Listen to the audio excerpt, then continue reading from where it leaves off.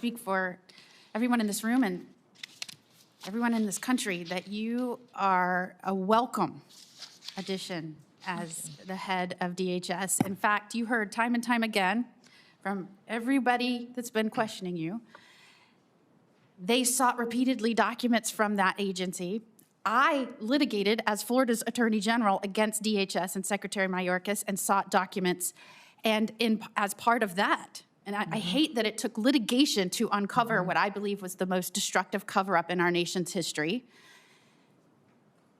But I uncovered plans by DHS when the border was overrun to just step back and let everybody come in and facilitate that. Plans to push quotas into the interior daily. Plans to build illegal programs to bring more and more people directly here from out of our country here. Plans to illegally release people into the U.S. that had been brought here for prosecution, solely for prosecution for drug crimes from outside our country. And when they finished their decades-long prison sentence as drug traffickers, instead of historically as they would have been deported, they put them back into the community in which they were prosecuted and released them.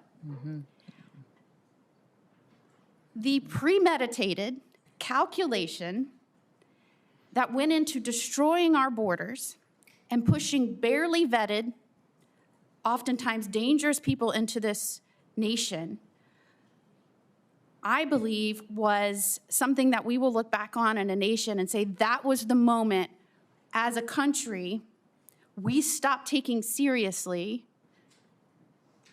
protecting the sovereignty of our nation, our security, and making sure first and foremost we were keeping an eye on the plans of our enemies and the weaknesses that we had as a country. And I cannot thank you enough for stepping up and coming back to work, coming to DC, having been home in your state, coming back to the swamp to try and reverse the damage that was done. In fact, we've been talking a lot about cover-ups and things that were kept from the American people in the last administration.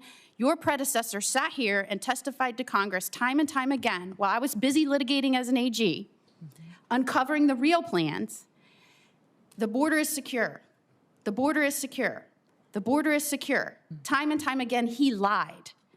And in terms of someone that needs to be held accountable for perjuring themselves, it's not just about not providing information. It's about lying to the American people as he systematically made our country weaker and put their lives and their families in danger.